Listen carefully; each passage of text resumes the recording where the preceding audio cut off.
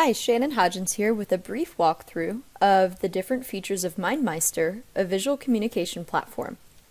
I'm using this platform to manage my final project for my Technology Badges course at Purdue University.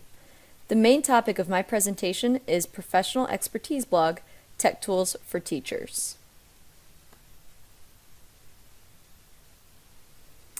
My first two related topics are ways in which I can create a new blog and establish a brand. I've included relevant images and I've linked some potential websites that I might use to create my blog, with a note reminding me to look into researching Google Analytics before I determine what platform that I'm going to use.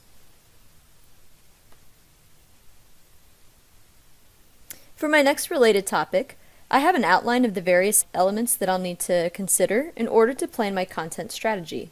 I've left myself another note here to look back at the project guide to get the specific requirements for each topic.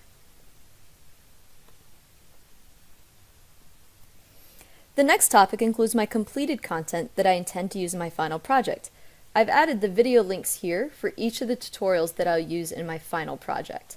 As you can see, these relate to the content completed, which is why they're connected here with the arrows.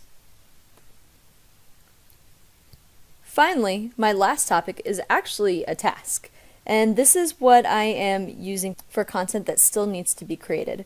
I've added a number of tools, Piktochart, Powtoons, Padlet, Blogger, Google Classroom, that I plan to create content for and include in my final teaching blog. So this concludes my brief tutorial of the features of Mindmeister. Thanks for tuning in.